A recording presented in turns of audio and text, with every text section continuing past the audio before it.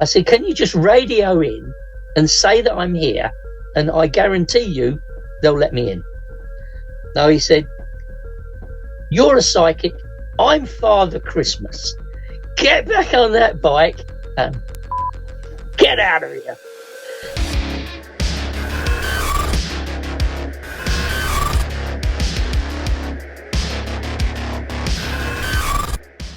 Welcome back. I'm here again with Christopher Robinson, the Dream Detective. Welcome back, my friend. Thank you. Welcome back for me too, and to you. Okay, so great fun. I know I'm having a ton of fun. Even I wish people could listen to our conversations offline, but we probably better not let them do that. Yeah, I want to continue to have a YouTube channel. So on my side, you don't say anything wrong. I'm the bad guy. But we left off where you're starting to get messages from a dead detective. Yes. What happens after that? And you decide for a year that you're not going to tell anybody. Obviously, I told the people I'm reporting to in a small team that you're not going to believe this, but I was talking to this dead police officer who incidentally was murdered by Gaddafi's terrorists.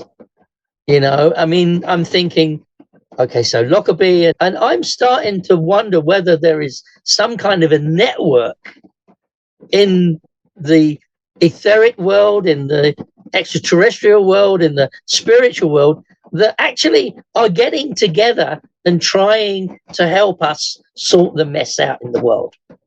That's what I was thinking at the time. This is not a coincidence. This isn't happening to me for no reason. There's something bigger than just these one-off little bits of help. And a lot of the people I was talking to, especially in the police, didn't want to go down that road because they were beginning to realize, and one of them, I remember clearly, he said to me, do you realize, Christopher, if what you're doing is correct, and we know that it is, everything else we've ever been taught is wrong. And I know that officer very well and saw him not long ago.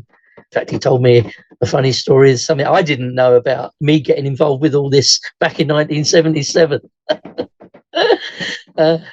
And he said, I wondered who you were then. He said, and I didn't know. And that was really, maybe I'll tell that bit another day, but it was really funny.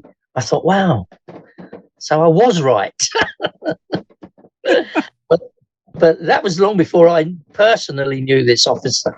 He was tasked to do something to protect me in a situation. And he said to me, I didn't know why I was asked to do this, because it was something that we'd never be asked to do. And he said, did you know about this then? And I didn't. The dreams really started in 1986. Everything else, as far as I was concerned, before then was ability, practice, intuition, yes, some, but nothing far out intuitive. Just got a feeling for something, or common sense that other people didn't seem to have, led you in a direction where you saw it in a different way. Yeah, so they decided a fax machine, send everything, and we'll go through it day by day. And through 1989, we did that. Through 1990, we did that. And we went on doing that for 4 or 5 years, sending stuff by fax so that there's a hard copy. Computers were becoming more of a thing then. We never used email. The only time I ever used email with anybody was with America. There was an email system that I could use to send it to Tom Drake or other people. But it's like some sort of encrypted email system. I don't know. Yeah, they probably had that. There was another system. It was called Groove, which was a bit like a Skype. You could send stuff through that. I don't know. I've never heard of it since. But it was like a Skype thing. It was an encrypted program called Groove. Anyway, so we built up this phenomenal set of dream event,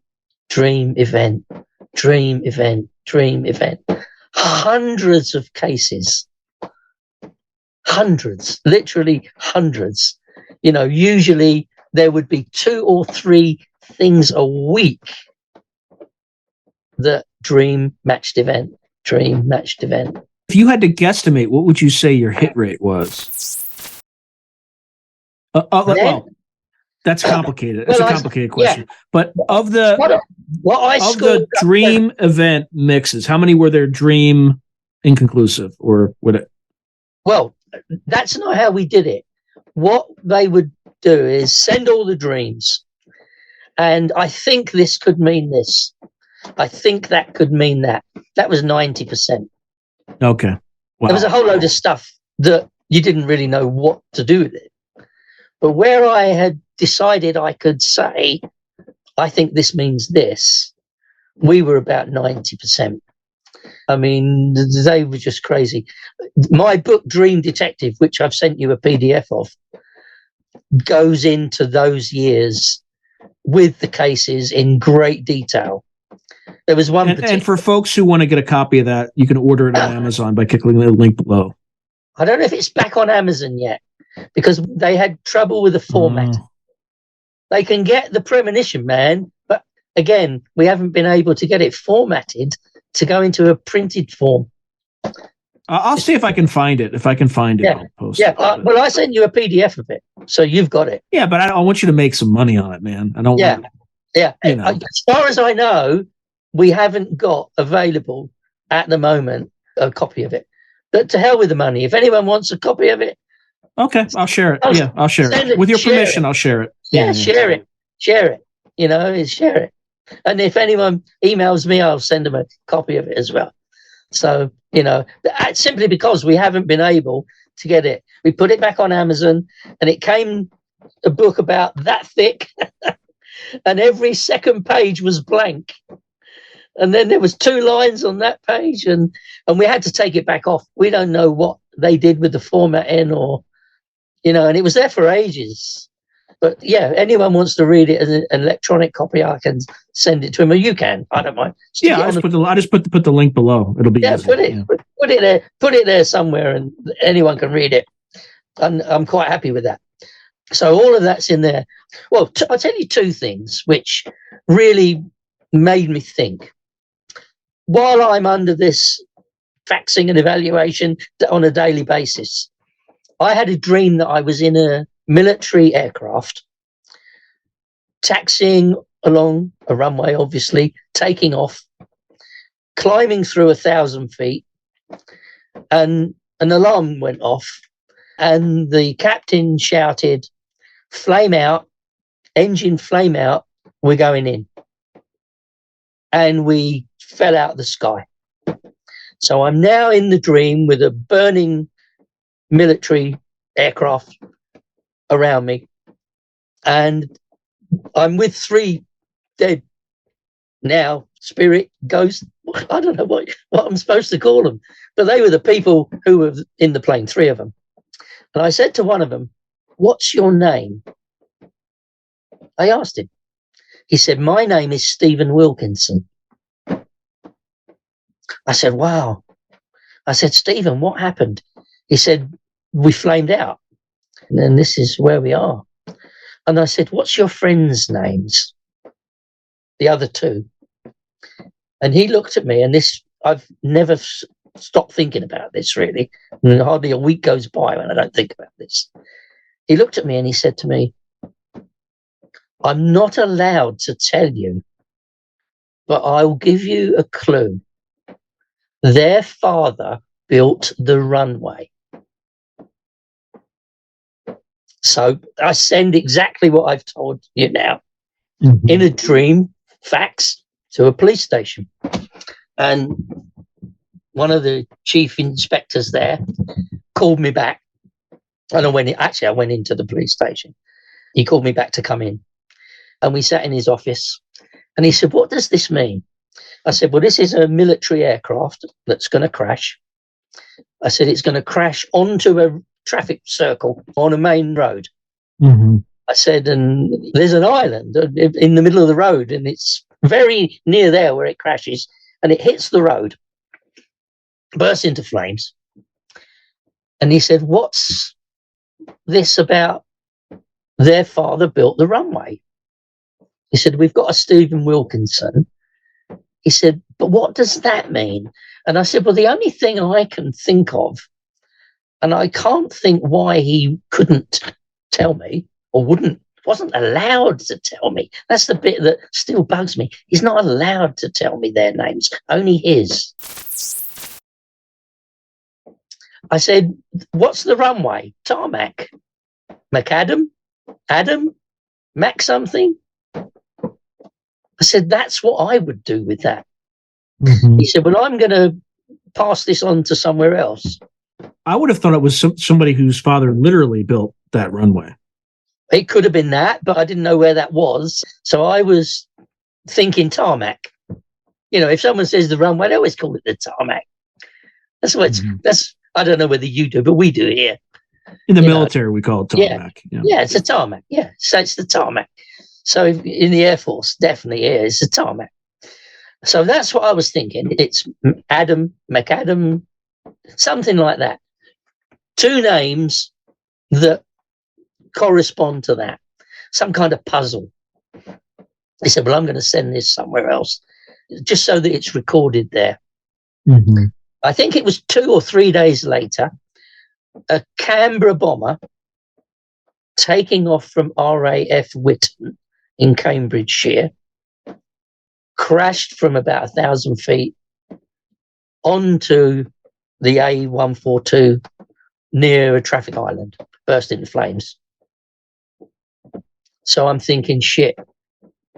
Alex phoned me. He said, there's a plane gone down, 3 people in it. I said, yeah, I know. He said, what do you think about the names? He said, I'm going to try and find out what they are. And, you know, the minute I can tell you, we'll look at that. He said, because there's something about this that, there was something about it for me too. It really sort of hooked me into it. The flight navigator was Stephen Wilkinson. The pilot was Group Captain Robert McKendrick. Mm-hmm. And the other one was Flight Lieutenant Adams. Now, that's not a coincidence. I mean, I think Stephen Wilkinson is enough to make that eerie.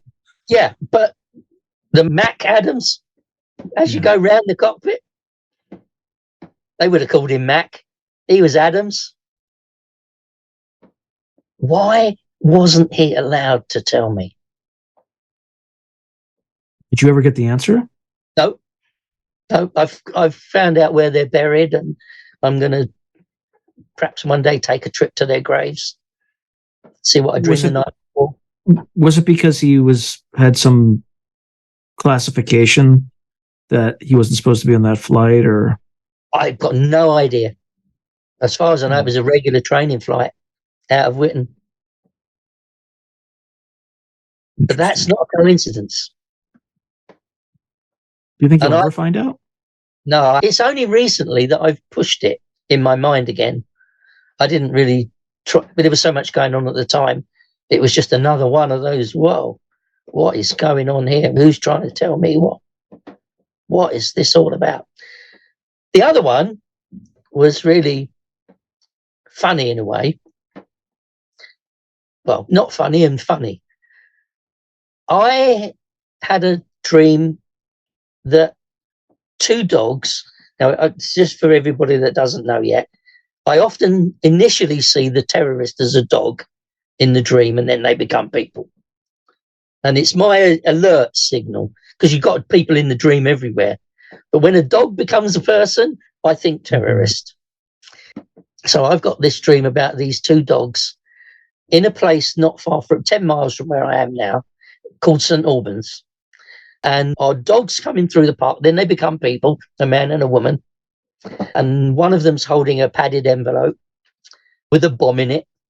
And they walk along streets that I do know, across the road in a town that I do know. So I've got a real picture of this in my head. It's just the dream as well. And they're standing outside a bank with this bomb, and they're waiting to put it through the letterbox. And in the dream, as it goes through the letterbox, it blows up and kills them. So I faxed this off and called to a meeting. What do I know? What do I think? I said, I don't know anything. I haven't been to St Albans for 10 years, probably, at that point. Although it's 10 miles away, it's not somewhere I go. I didn't know what was happening there. Somebody obviously did. They said, when is it going to happen? I said, Friday night. And I think we were like Tuesday now. If you get any more, let us know. I had a little bit more that it was definitely going to happen Friday night. So I was told to be available Friday night if it did happen, because people would want me to go and meet people. And I stayed in that Friday night. Just about 10 o'clock, it was like, boom, in my head. And I thought, oh, it's gone off. Then the phone rings. Sergeant Clement's on the phone. He said, all in hell's broken out loose in St Albans. He said, they want you over there. Can you get there? And it was really funny because my car had broken down that day and I had no car. My wife had a little moped, a 50cc Honda pedal scooter. So I said, I've got to go to St Albans. And this is a cold November freezing night. And I turn up at a police roadblock around the town on a little moped. Yeah, looking like a crazy man. Right? Looking like a crazy man. And then the police roadblock, can't go any further. I said, I've got to go in. They're waiting to see me. And who are you? And I told them who I was. You said you were a psychic, right? Yeah. I said, crazy man on a moped, right? Yeah. And I said, and they want to see me. They've phoned me and I've got to go in and see them. I didn't want to go into a long story about anything else I did, but I did have my letter from the Ministry of Defence that I've sent you. And I said, look, this shows that, I'm not completely crackers. I said, can you just radio in and say that I'm here? And I guarantee you they'll let me in. No, he said, you're a psychic. I'm Father Christmas. Get back on that bike and get out of here. And I wouldn't go. I said, no. By the way, when I heard this story, I couldn't play it. When you told it on Jeffrey Mishlov's, you didn't use any profanity, but I'm like, there's no way a cop didn't say, get the F out of here. No, no, he get on your bike. I got out of it. So anyway, I wouldn't go. Eventually, they threatened to arrest me. I said, well, if you do that, you've got to take me there. You can't arrest me and keep me in the police car. The moment you arrest me, you're going to take me to custody. I said, so arrest me now. Even if I've got to hit you, I said, I think. Arrest me and take me in. I said, because I know who phoned me and I know they're waiting for me. Yeah. So it was like, if you're wrong. And of course, he's come back from the car, one of them, and said, they're only waiting for him, Gov. Also, I got taken in and then went round the town like a sniffer dog. But yeah, so this story. I mean, they took me up there and these two terrorists had blown themselves to pieces.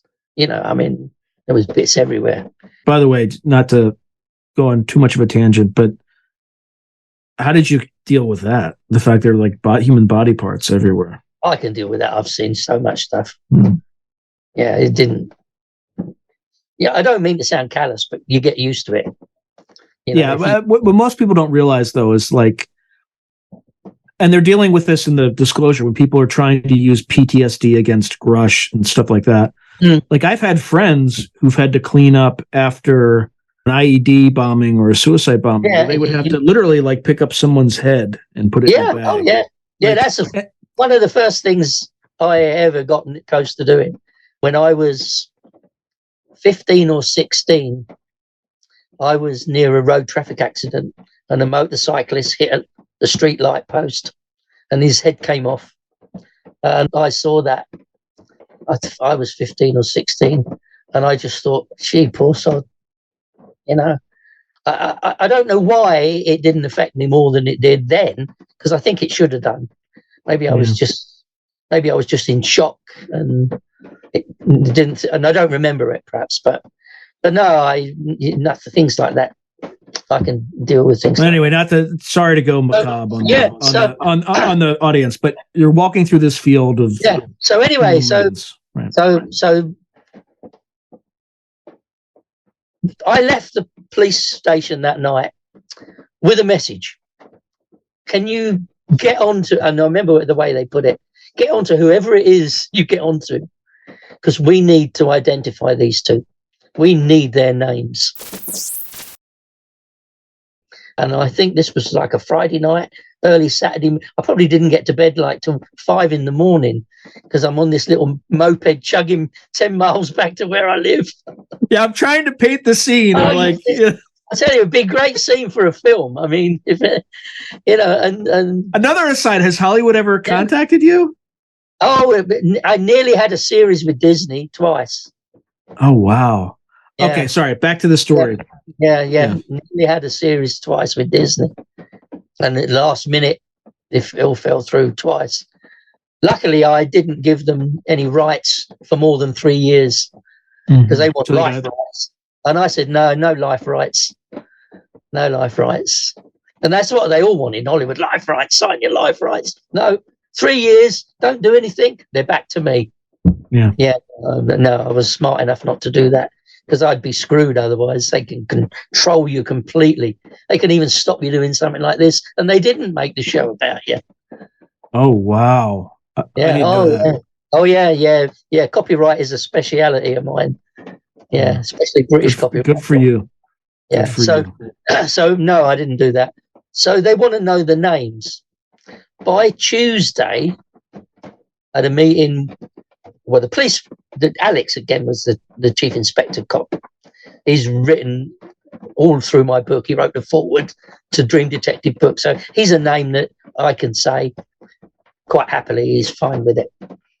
He said to me, do you know the names? I said, yes. I said, I'm not telling you unless the press are there. Oh, don't do that to me, he said. I said, no. This was 1991. I was getting bold now. Yeah, you got some balls. Some balls, Christopher, to do that. That's awesome. Okay. You want to know the names? I want the press there. And he said, all right, I'll phone you back. So he arranged a meeting with 2 reporters from The Sun, the daily newspaper, and we met at a Chinese restaurant that lunchtime in Leagrave in Luton. And we went in and he introduced me as this is our psychic, that I've explained to you about. And he isn't going to give us the names unless you're here. And this reporter, I think his name was Kieran Saunders. Can't remember the other one.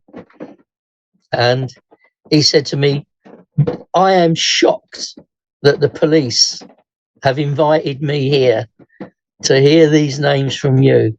He said, and I'm telling you now, even if you're right, I'm not going to do a big story about it.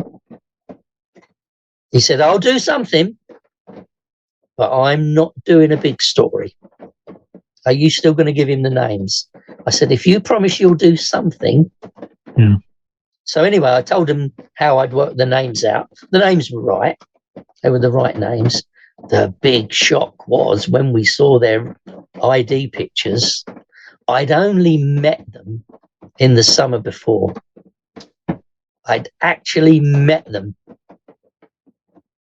How did you meet them? Or just one of those other apps that you were on? I met them at a fete at a hospice in Luton, Keach Cottage Hospice. And the chief fundraiser was a retired superintendent of police, someone I knew really well. And he said, we want to raise some money for the hospice. He said, can you come down with your astrology or tarot cards or fortune telling, crystal ball? He said, anything. We'll put you in a little tent. He said, and can we make some money for the hospice? And I said, yeah, whatever you like. So I think I took a crystal ball and a pack of playing cards or something and just talked to people. But I put up some of my newspaper cuttings around me. And on one of the newspaper cuttings was about the IRA. Now, these 2 people were the last two people that came into the tent that day. And this is, you couldn't make this up, and it's absolutely true. The girl said, my boyfriend here, in a very soft Irish accent, doesn't believe in any of this. She said, but I do. She said, what does this mean? And she showed me her hand, and her lifeline stopped. Completely stopped. It was blank. I've never seen that before. It was completely blank. She showed, and the lifeline is I actually looked this up when I was researching. It's from your index finger down to your thumb. Round by your thumb, down to your wrist. Yeah, that one. Yeah. Yeah. Completely nothing.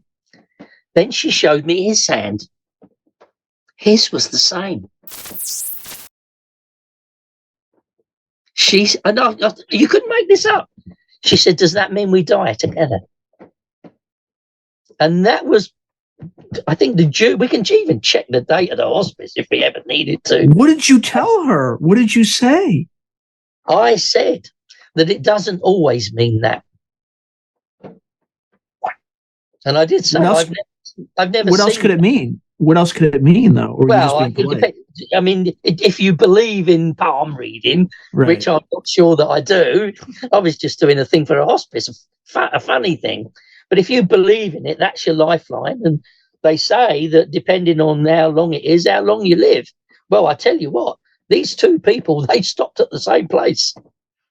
And that's what she wanted to know. Does it mean we die together? And I'm standing there less than 6 months later with them spread out around me. I mean, what's the chances? It's like the Stephen Wilkinson. There's so many things where the probability that this would ever happen, just my chance is infinitesimally small. Infinitesimally small. But it does. It happens to me. Did she seem to have like an idea that her lifeline was short? She seemed to think that she wasn't going to live longer than wherever that was on her life. But I mean, was she aware that her lifeline was that way, or did you point that out? No, she asked me. Is that what it means? She pointed it out to me. That's why they stopped to talk to me, to ask me the question. It was almost as if she was getting confirmation that is that what she's meant to do. Yeah. This is like retrocausation and crap like that. I absolutely believe in retrocausality. Yeah. I absolutely believe in that. Yeah. Yeah. I've too much experience with things that leave no other explanation. I mean, but yeah. Patricia Black Donnelly and Francis Ryan. But they were killed in St Albans anyway. IRA, 1991 November. I thought you were going to say December 21st again. Sorry. No. It was November. Yeah, she knew. She knew. She knew. 6 months. 6 months before. 6 months before. I mean, if things were going to scare me, things like that would scare me, because that is something that would scare me. I don't get scared really like that, but yeah, I mean, you had two future murderers, coming to visit you to confirm, if their plan was, if they were going to carry out their plan. I know. I mean, you can imagine the discussions I had with the police afterwards. Yeah, they probably did you know? Did you? Yeah. I said, I met them.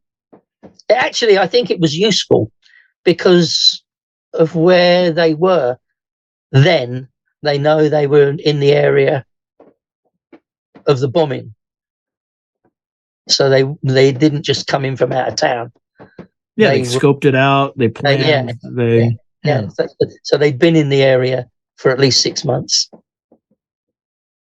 It's fascinating. Okay, crazy, but yeah, but I mean, why wasn't Stephen Wilkinson allowed to tell me the names? And it sounds potty and mad, but it indicates to me that there is very certainly, or very, very likely, rules in all this. Did you have any connection? Can't be told. Did you have any connections to McAdams where, if you had known the name, you could have gotten to him faster? No. I mean, if they'd have looked for a flight crew, you would have had it with the first. They would have, but you'd have needed to be Royal Air Force. Yeah, you would have needed to be Royal Air Force. What's your theory on why? Like, if you had to guess, I know you don't know. I think it was all trying to build credibility with non-believers or people that are very reluctant to believe in this whole system, and I felt it was leading towards what's going to happen big in the future. And in fact, in the newspaper story, I think it's that newspaper story, one of the Scotland Yard officers said that, because they must have asked him something, he said, "We believe that Christopher is being guided towards warning us of the big one." That's a great segue for, well, do you think you warned us yet of it? Well, was 9/11 the big one? Well, I warned about that and it happened. And the coronavirus too. And coronavirus and lots of other things we've talked about tonight privately, which are almost certainly, in the planning by the people concerned. Yeah, and by the way, for the audience, he's told me nothing about future events, so you don't have to worry that I have some secret knowledge of something that's coming soon. No, not events as such. It's how things work. I mean, people wouldn't be interested in watching us talk about that, probably, but you never know. No, they would. They would, but it's again, you want to be focused. You want to be focused on. Yeah. Okay. So 9/11. 9/11, 2 years before, I'm in a dream, in an aeroplane. Hijackers come down the aisle, hijack the plane, crash me into a very tall building. And I thought it could be London or New York. I wasn't sure where. So August the 5th, 2000, huge dogs, Muslim attack, great big huge dogs. But as I said, I see them as dogs before I see them as people. I've drawn an aeroplane. I've drawn Twin Towers. I've put looks like New York or maybe London. Dead, everyone dead, lots of dead people everywhere. Looks like a big plane, 7*7, and then I've got 3 underneath that, so maybe 3 planes. What a terrible mess. Christopher, you must tell MI5, Paul and Bob. Well, I did. Of course I did. But, that was my first 9/11, what turned out to be 9/11 dream. Well, yeah, that's the first time. August the 5th, 2000. But there were things that were to do with in 1999. But the 2001 is the one that really kicked me into thinking, okay, I've got to get some more connections. I've got to get my own US connections. How do I do that?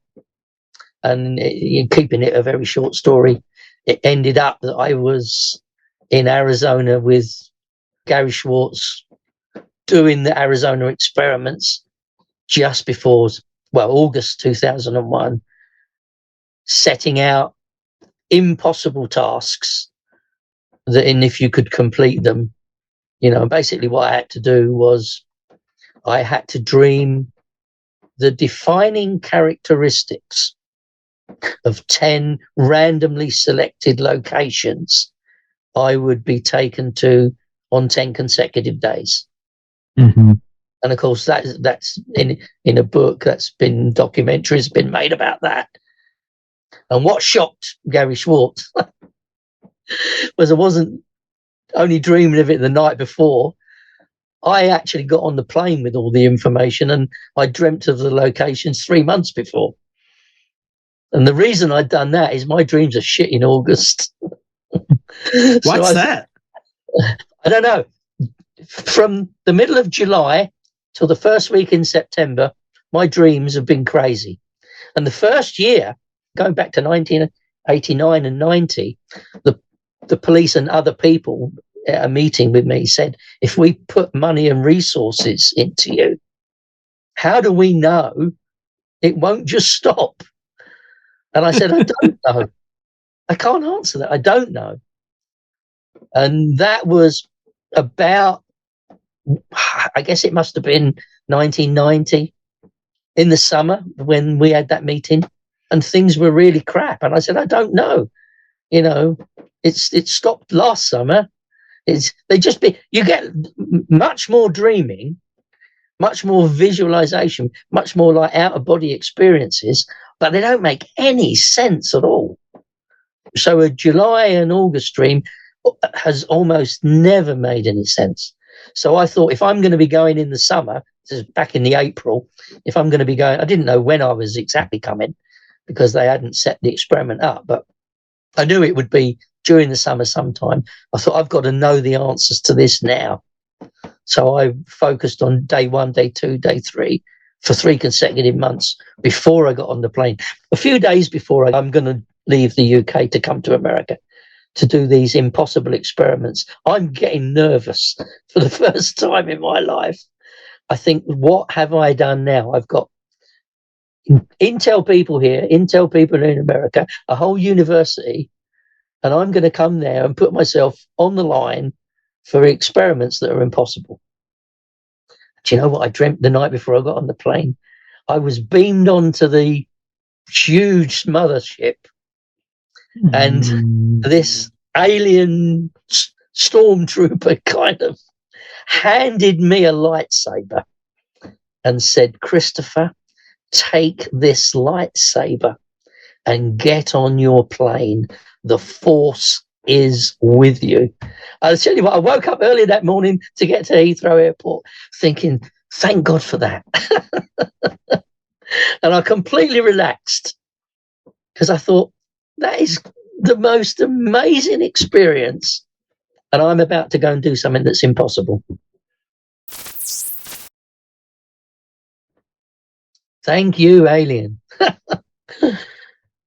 But, you know, I think there's a plan. I think they've got a plan, and I think remote viewers are given the information. Mm-hmm. I don't think I go out there and get it because of something I can do.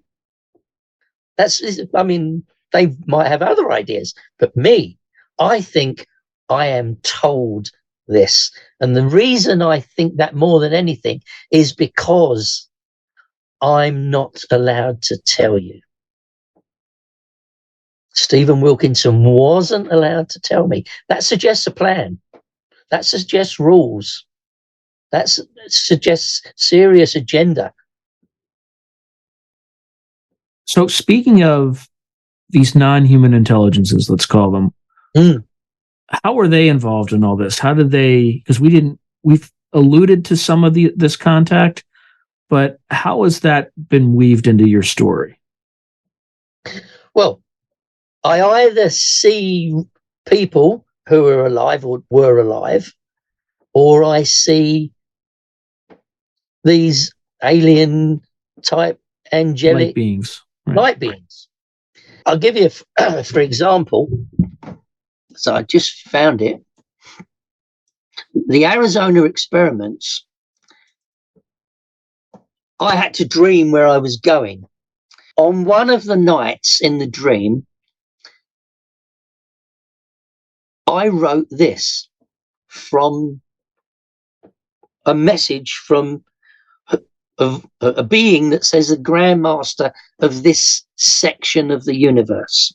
Now, bearing in mind, I'm being told things that are impossible to know by these light beings. And it says here, they all ask you the purpose, why you are being brought in unison with the Grand Master to heal the world. The only way to do that is with demonstration. that leave those observers suffering in awe and wonderment of what they have witnessed. Someone has to be the Grand Master's servant. Otherwise, if the pathway you show them is not heeded now, the world will be doomed ab initio. And then I've put in brackets NO. No, but say it like that. That's why you're doing this. Use your old data for tomorrow.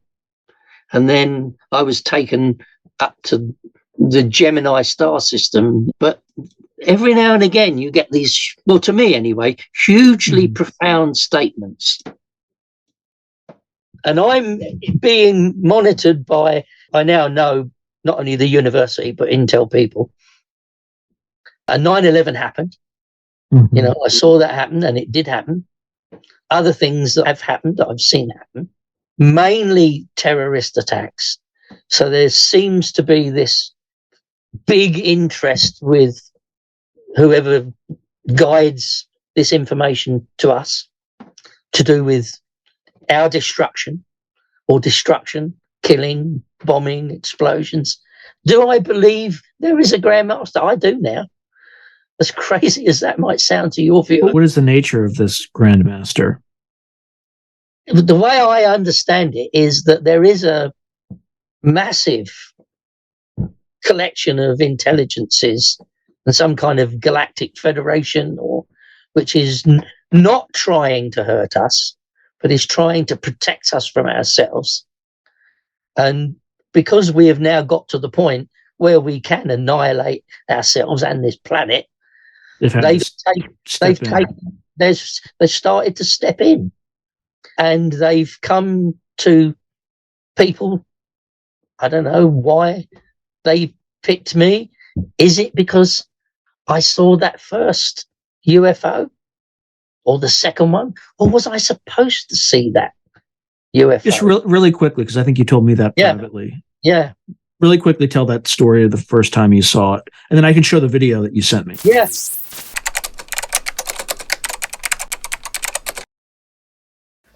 If you enjoyed this video, please click on like, subscribe, and the notification button so that you're alerted anytime I post something new.